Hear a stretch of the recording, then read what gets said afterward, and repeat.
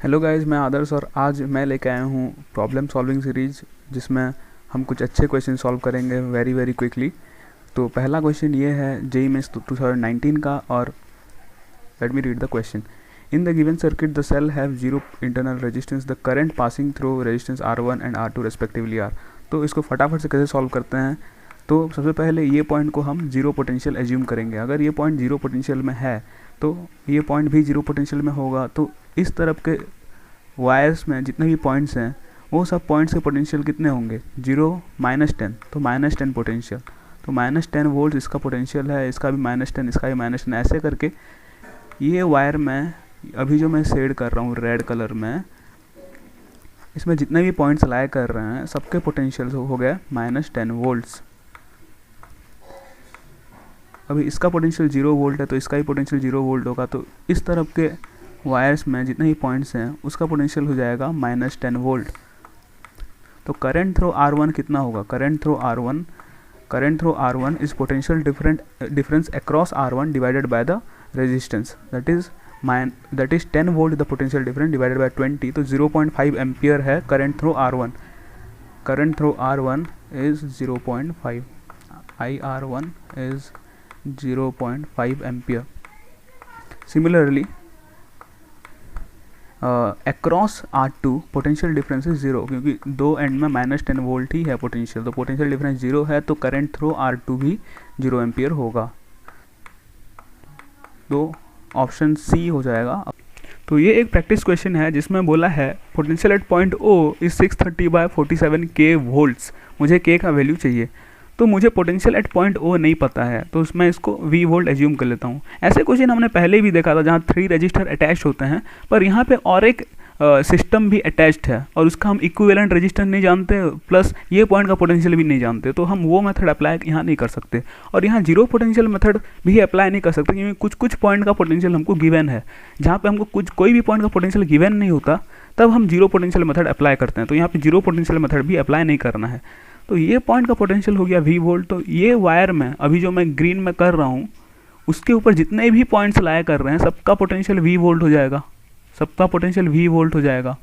तो ये पॉइंट का पोटेंशियल भी हो जाएगा V वोल्ट, और ये पॉइंट से ये पॉइंट में 3 एम्पियर करंट पास कर रहा है, तो ये पॉइंट का पोटेंशियल हो जाएगा V - 3 × 2, V - IR। हम करंट के डायरेक्शन में जाने से पोटेंशियल डिक्रीज होता है और पोटेंशियल हो जाएगा V - I × R। ऐसे वाला कोई भी सिनेरियो रहता है, अगर ये पॉइंट का पोटेंशियल V है, यहाँ से करंट I जा रहा है और इसका रेजिस्टेंस R है, तो ये वाले पॉइंट का पोटेंशियल हो जाता है V - IR, V - IR, जो कि ये क्वेश्चन में भी ऐसा सिनेरियो बन रहा है। तो ये पॉइंट का पोटेंशियल है V, तो ये पॉइंट का पोटेंशियल हो जाएगा V - 2 × 3, तो V - 6। तो ये पॉइंट का पोटेंशियल V - 6 हो गया, मतलब ये वायर में जितने भी पॉइंट्स हैं सबका पोटेंशियल हो गया V - 6 वोल्ट। ये पॉइंट का पोटेंशियल है V और ये पॉइंट का पोटेंशियल है V - 6 वोल्ट। अगर यहाँ से I करंट पास कर रहा होता, ये डायरेक्शन में अगर I करंट पास कर रहा होता तो ये पॉइंट का पोटेंशियल हो जाता V - I × 2, और हम जानते हैं V - I × 2 अभी क्या है, V - I × 2 है V - 6, V - 6। तो इससे पता चला कि I का वैल्यू होगा 3 एम्पियर। तो I का वैल्यू 3 एम्पियर, I का वैल्यू है 3 एम्पियर। तो ये जंक्शन में टोटल आउटगोइंग करंट है 3 + 3 6 एम्पियर। तो टोटल इनकमिंग करंट भी 6 एम्पियर होना चाहिए, टोटल इनकमिंग करंट भी 6 एम्पियर होना चाहिए। मतलब ये पॉइंट से टोटल लिविंग करंट है 6 एम्पियर, 6 एम्पियर जा रहा है। अभी ये पॉइंट का पोटेंशियल भी था पहले और ये पॉइंट का पोटेंशियल V - 6 है। तो अगर यहाँ से I करंट पास कर रहा होता तो ये पॉइंट का पोटेंशियल होता V - 2I, V - 2I, जो कि अभी हम जानते हैं V - 6 है, V - 6 है। तो फिर से I का वैल्यू हो गया 3 एम्पियर, फिर से I का वैल्यू हो गया 3 एम्पियर। तो ये जंक्शन में टोटल आउटगोइंग करंट अभी हो गया 9 एम्पियर। तो टोटल इनकमिंग करंट भी 9 एम्पियर का होना चाहिए, टोटल इनकमिंग करंट भी 9 एम्पियर होना चाहिए। अभी वो पहला सेकेंड ट्रिक अप्लाई कर सकते हैं ये पॉइंट में total outgoing current through this junction 0 ampere होगा, क्योंकि अगर हम करंट का डायरेक्शन ऐसे ऐसे एज्यूम कर लेते हैं तो टोटल आउटगोइंग करंट हो जाएगा 0 एम्पियर, क्योंकि कोई इनकमिंग करंट है नहीं। तो हम वो वाला फॉर्मूला अप्लाई कर सकते हैं, V minus 40 divided by 4 plus V minus 50 divided by 5 plus V minus 30 divided by 3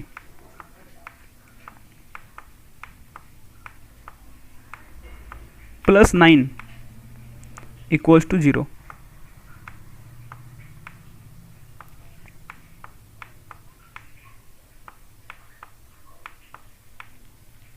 तो इसको अगर सॉल्व कर लेंगे तो हमारे पास आ जाएगा V का वैल्यू,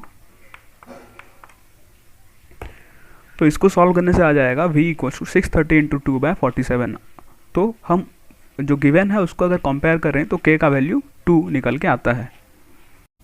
तो ये हमारे सामने है तीसरा क्वेश्चन, जिसमें पूछा है find current through conductor CD in the given circuit. ये जो वायर है, ये वायर के थ्रू कितना करंट पास कर रहा है वो हमको निकालना है।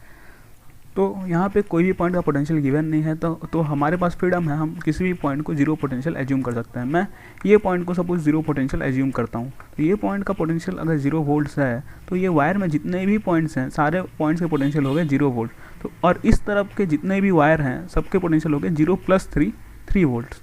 तो ये एंड का पोटेंशियल हो गया 3 वोल्ट, और मुझे ये पॉइंट का पोटेंशियल नहीं पता है, तो मैं इसको V वोल्ट एज्यूम कर लेता हूँ। अभी हम जानते हैं V वोल्ट कैसे निकालना है, तो V कैसे निकालेंगे, V minus 0 divided by 2 plus V minus 3 plus V minus 3 divided by 2 plus V minus potential at point C, V minus potential at point C। Potential at point C क्या होगा, ये point का potential अगर 0 volt है तो ये तो normal wire है, तो C पॉइंट का पोटेंशियल भी हो जाएगा 0 वोल्ट्स। तो V माइनस 0 डिवाइडेड बाय 2 फिर से इक्वल्स टू 0। तो 2 अगर मल्टीप्लाई कर दूंगा मैं LHS और RHS में, तो मेरे पास आ जाएगा 3V minus 3 equals to 0, 3V minus 3 equals to 0। और मुझे ऐसे करके V का वैल्यू मिल जाएगा 1 वोल्ट्स। V का वैल्यू अगर 1 वोल्ट मिल गया, ये मैंने पहले वीडियो में दूसरे ट्रिक में बताया था कि किसी भी पॉइंट का पोटेंशियल अगर हमको निकालना है और उसके साइड में जितने भी पॉइंट्स हैं, उसके सराउंडिंग जितने भी पॉइंट्स हैं जो कि रजिस्टर से अटैच्ड हैं, उनका पोटेंशियल पता है, तो हमको V का वैल्यू कैसे निकालना है। तो V का वैल्यू ये सिनेरियो में 1 वोल्ट मिल गया है, तो मैं इरेज करता हूँ 1 मिनट। तो ये पॉइंट का पोटेंशियल 1 वोल्ट मिल चुका है, तो हम ऐसा नहीं बोल सकते current through this conductor is 0 ampere, क्योंकि पोटेंशियल डिफरेंस ये दोनों एंड्स में 0 है, ऐसे नहीं बोल सकते। इसीलिए हमको इसके थ्रू कितना करंट पास करना है वो जानने के लिए इसके सराउंडिंग में कितना रजिस्टर है, उसके अक्रॉस कितना करंट पास कर रहा है, plus Kirchhoff's junction rule apply करना पड़ेगा। तो ये पॉइंट का पोटेंशियल है 3 वोल्ट्स, और मतलब ये रजिस्टर के अक्रॉस पोटेंशियल डिफरेंस हो जाएगा 2 एम्पियर 2 वोल्ट्स। तो ये रजिस्टर के थ्रू पोटेंशियल करंट पास करेगा 1 एम्पियर करंट पास करेगा। ये पॉइंट का पोटेंशियल है 0 वोल्ट, ये पॉइंट का पोटेंशियल है 3 वोल्ट। तो ये रजिस्टर के अक्रॉस पोटेंशियल डिफरेंस है 3 वोल्ट, और ये रजिस्टर का रेजिस्टेंस है 3 ओम्स। तो इसके थ्रू भी करंट पास करेगा 1 एम्पियर। तो 1 एम्पियर दोनों के थ्रू 1 एम्पियर पास कर रहा है। अभी ये रजिस्टर के थ्रू अक्रॉस पोटेंशियल डिफरेंस है 1 वोल्ट, और ये रजिस्टर का रेजिस्टेंस है 2 ओम। तो करंट यहाँ पास करेगा 0.5 एम्पियर। अभी ये पॉइंट में अगर मैं किरचॉफ जंक्शन रूल लगाता हूँ तो पहले तो ये करंट है 1 एम्पियर, ये जंक्शन में एंटर कर रहा है, और 0.5 एम्पियर करंट आउटगोइंग है। तो और 0.5 एम्पियर ये रजिस्टर से जाना चाहिए, 0.5 ये रजिस्टर से जाना चाहिए। अभी यहाँ पे आ रहा था 1 एम्पियर का करंट, ये जंक्शन में 1 एम्पियर का करंट एंटर कर रहा था, और ये वायर के थ्रू भी ये जंक्शन में प्लस 0.5 एम्पियर का करंट जा रहा है। तो टोटल इनकमिंग करंट ये जंक्शन में है 1.5 एम्पियर, तो टोटल आउटगोइंग करंट भी होना चाहिए 1.5 एम्पियर। तो टोटल करंट जो CD कंडक्टर के थ्रू पास कर रहा है वो है 1.5 एम्पियर। ये हमारे सामने चौथा क्वेश्चन, और ये क्वेश्चन सॉल्व करने का 2 तरीका है। एक तरीका जो नॉर्मल तरीका, अगर आपको ये नेटवर्क के ये नेटवर्क का अगर आपको इक्विवेलेंट रेजिस्टेंस निकालना है अक्रॉस पी क्यू, तो आप पहले तो एक सेल कनेक्ट कर सकते हैं across P Q, any cell आप कनेक्ट कर सकते हैं, कोई फ़र्क नहीं पड़ेगा। क्योंकि फॉर एग्जांपल अगर कोई दो रेजिस्टेंस गिवन है मेरे को, अगर सीरीज़ में गिवन है और ये 2 पॉइंट के अक्रॉस पोटेंशियल डिफरेंस पूछा है, मतलब इक्विवेलेंट रेजिस्टेंस पूछा है, तो मैं नॉर्मली क्या करता हूँ कि हम नॉर्मली करते ये हैं कि हम ये दोनों को सिंपली ऐड कर देते हैं। हम इसके अक्रॉस जितना भी ईएमएफ वाला सेल लगाएं उससे कुछ फ़र्क नहीं पड़ता इक्विवेलेंट रेजिस्टेंस को। ऐसे ही कुछ होता है यहाँ पे। तो आप नॉर्मली कर सकते हैं यहाँ पे एक रेजिस्टेंस, एक ईएमएफ लगा के, एक सेल लगा के उसका ईएमएफ आप अपने हिसाब से कुछ भी ला सकते हैं। आप ये पॉइंट को फिर 0 पोटेंशियल एज्यूम कीजिए, ये पॉइंट हो जाएगा। अगर आप इसको 10 वोल्ट्स बोल देते हैं इसको, तो ये पॉइंट का पोटेंशियल हो जाएगा 10 वोल्ट्स। फिर इसका पोटेंशियल आपको पता चल चुका है, इसका 0 है तो इसका भी 0 हो जाएगा। तो आप ये 2 मेजर पॉइंट्स बचता है, तो आप ये पॉइंट का पोटेंशियल V लीजिए, ये पॉइंट का पोटेंशियल V' लीजिए। V और V' में 2 इक्वेशन आएगा, 2 इक्वेशन को सॉल्व कीजिए। फिर टोटल इनकमिंग करंट कितना है देख लीजिए, यहाँ पे टोटल कितना करंट आ रहा है, और आप इसको एक इक्विवेलेंट सर्किट में कन्वर्ट कीजिए। इक्विवेलेंट सर्किट में कन्वर्ट कैसे करेंगे? सपोज ये हो जाता R इक्विवेलेंट, आपका। तो टोटल इनकमिंग करंट कितना है? टोटल इनकमिंग करंट ये तीनों का सम हो जाएगा जो आपने अभी जस्ट निकाला था। तो ये टोटल इनकमिंग करंट ये हो जाएगा। टोटल इनकमिंग करंट आपको नोन है, मतलब 10 इक्वल्स टू, ये सर्किट के हिसाब से क्या होगा, 10 equals to I into R equivalent हो जाएगा। तो इससे I का वैल्यू पता चल जाएगा, क्योंकि मेरे को मतलब इससे R इक्विवेलेंट का वैल्यू पता चल जाएगा, क्योंकि मेरे को 10 तो एक नंबर है और I मुझे पता है। तो 10 divided by I equals to R equivalent निकल जाएगा। पर ये हो गया नॉर्मल मेथड। अभी एक्चुअल मेथड क्या है, मतलब इसको क्विकेस्ट वे से कैसे कर सकते हैं? तो मैं ये सर्किट को फिर से रीड्रॉ कर सकता हूँ। जैसे मैं एक ईएमएफ, एक सेल लगा दिया, कुछ ईएमएफ है इसका, और मैं ये सर्किट को रीड्रॉ किया। इसको ऐसे भी कर सकता हूँ, राइट? तो ऐसे रीड्रॉ करने के बाद मैं एक चीज़ ऑब्जर्व कर सकता हूँ, क्या कि ये जो नेटवर्क है ये एक बैलेंस्ड व्हीटस्टोन ब्रिज है, क्योंकि 25 divided by 5 equals to 15 divided by 3 equals to 5। तो ये एक बैलेंस्ड व्हीटस्टोन ब्रिज है, मतलब मेरे को ये बीच वाला 10 ओम का रजिस्टर का कोई ज़रूरत नहीं है। तो ये 10 ओम का रजिस्टर को मैं पहले इरेज करता हूँ। तो ऊपर वाला रजिस्टर का रेजिस्टेंस है 10, उसके नीचे वाले का है 40, उसके नीचे वाले का है 8। तो इसमें हम पैरेलल वाला फॉर्मूला लगा के इफेक्टिव रेजिस्टेंस पता कर सकते हैं। तो ये है हमारे सामने 5वां क्वेश्चन, जिसमें कुछ सर्किट दिया है और पूछा है इन द सर्किट सोन, और ऑप्शंस में है the current through NP, the value of R1, the value of R, the potential difference across R, मतलब सब कुछ पूछ दिया है। तो पहले क्या करते हैं कि हम कोई भी पॉइंट में 0 पोटेंशियल एज्यूम करते हैं। मैं ये पॉइंट में 0 पोटेंशियल लेट से एज्यूम किया, तो ये पॉइंट का ही पोटेंशियल 0 वोल्ट हो गया, और इसका पोटेंशियल हो जाएगा 0 + 69, तो 69 वोल्ट है इसका पोटेंशियल है 69 वोल्ट। अभी R1 का वैल्यू गिवन नहीं है, यहाँ पे करंट गिवन है। ये करंट है 1 एम्पियर और इसका रेजिस्टेंस है 20 ओम। तो पॉइंट N का पोटेंशियल मुझे आराम से पता चल सकता है, क्योंकि ये ऐसा वाला सिनेरियो है जहाँ पे एक पॉइंट का पोटेंशियल नोन है। सपोज ये नोन पोटेंशियल है V और इसका रेजिस्टेंस है R, और हम against the direction of current move कर रहे हैं, मतलब ये पॉइंट में मूव कर रहे हैं against the direction of current. तो अगर करंट I है तो ये पॉइंट का पोटेंशियल हो जाता है V + IR। सिंपल फार्मूला है V + IR, इसीलिए ये पॉइंट का पोटेंशियल हो जाता है 0 + 1 × 20, तो 20 वोल्ट हो जाएगा ये पॉइंट का पोटेंशियल। तो ये पॉइंट का पोटेंशियल 20 हुआ, मतलब ये पॉइंट का पोटेंशियल भी 20 हो जाएगा। तो R1 रजिस्टर के अक्रॉस पोटेंशियल डिफरेंस है 20 और करंट पास कर रहा है 0.5 एम्पियर। तो